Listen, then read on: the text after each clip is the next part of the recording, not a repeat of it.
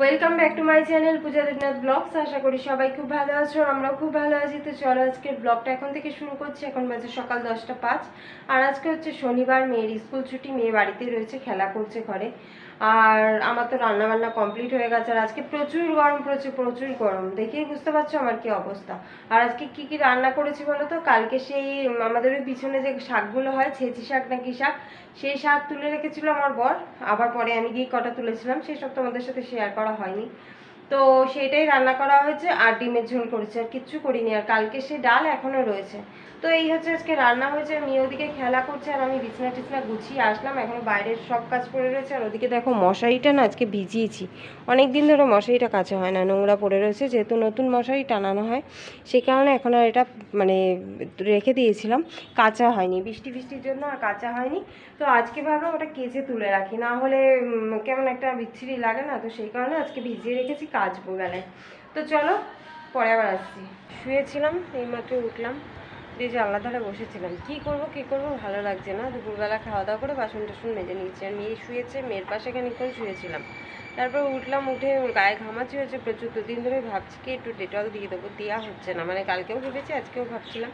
তো আজকে ভাবলাম না দিয়েই দিয়ে, এত ভাবনা চিন্তা না করি। মানে সুদল দিলে ঘামাচিগুলো মরে যাবে, আবার পাউডার দিয়ে দেবো পরে। তো এখন এই ঘুমাচ্ছে, তারপর সুদল দিয়ে দিলাম। নাহলে তো সারা গায়ে নিজেই ডলতে থাকবে, আমাকে আর দিতে দেবে না। তো সেই কারণে ও যখন জেগে থাকে তখন দেওয়া যায় না ভালোভাবে। দিই স্নান করে উঠিয়ে দিই মাঝে মধ্যে, যখন বেশি ঘামাচি হয়ে যায়। তো ওই আজকে আবার দিয়ে দিলাম একটু ঘামাচি। আর ও ঘুমাচ্ছে। আর প্রচুর গরম আমাদের ঘরে না, প্রচুর গরম। আমার এই গলায় ঠেলায় ঘামাচি ভরে গেছে। আমার গায়ে ঘামাচি হয় না, কিন্তু এই গলায় ঠেলায় না ভরে গেছে ঘামাচিতে। হাতে হয়েছে, এই যে হাতের পাতাগুলোতে হয়েছে। মানে প্রচুর গরম পড়েছে, প্রচুর। আর ওদিকে তো ঘুমাচ্ছে। তো ভাবলাম কি সবজি কাটবো, ওই ঝিঙে এনেছে, ঝিঙেগুলো কেটে রাখবো।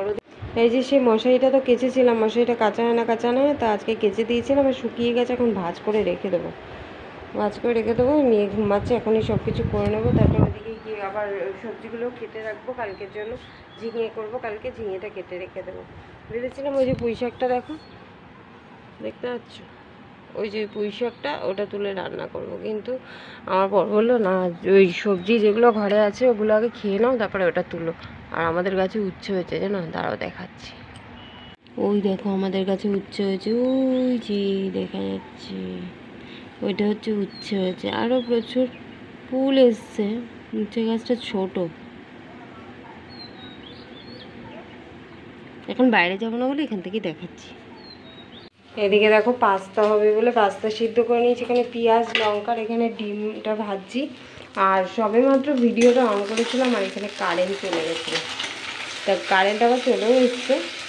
এখানে কারেন্ট যায় না খুব একটা, আর গেলেও তেমন থাকে না। যেমন আজকে গেছিলো, এই গেল আর চলে আসলো।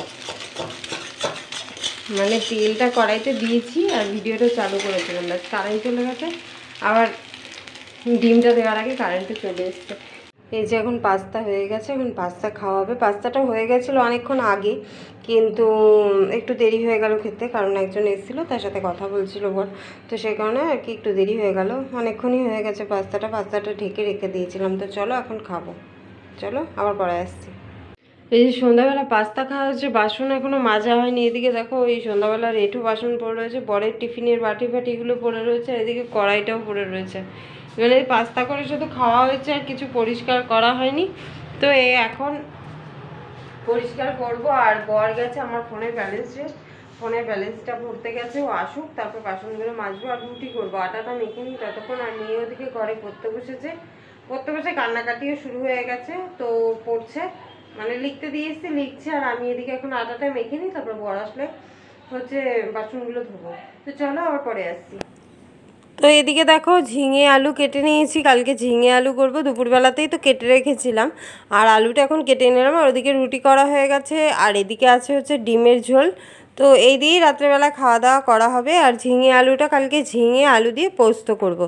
আর করব হচ্ছে ডাল। দেখা যাক, এখনও সকালে আবার যদি অন্য কিছু ঠিক করা হয় তাহলে সেটাও করতে পারি।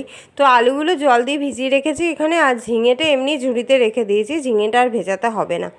তো এইদিকে তরকারি কেটে নিয়েছি। আর ওদিকে না জানো তো একটা মাকড়সা ঢুকেছে। এই দেখো মাকড়সা বাথরুমে ঢুকেছিল।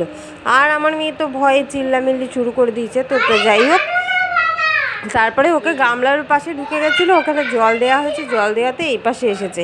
আর ও তোর বাবাকে ডেকেই যাচ্ছে চিল্লে, ওর বাবা ছিল বাইরে। তা আস্তে আস্তে ততক্ষণও চিল্লেই যাচ্ছে যে বাবা বড় মাকড়সা ঢুকেছে, বড় মাকড়সা ঢুকেছে। তো চলো খাওয়া দাওয়া করি ওপরে। তো এই যে খাওয়া দাওয়া কমপ্লিট হয়ে গেছে আর এখন বাজে 11:15। তো চলো আজকের ভিডিওটা এ পর্যন্তই। ভিডিওটা কেমন লাগলো অবশ্যই জানাবে, ভালো লাগলে লাইক কমেন্ট শেয়ার করবে, চ্যানেলটিকে সাবস্ক্রাইব করে দেবে। তো চলো সবাইকে টাটা, গুড নাইট, দেখা হচ্ছে নেক্সট ভিডিওতে।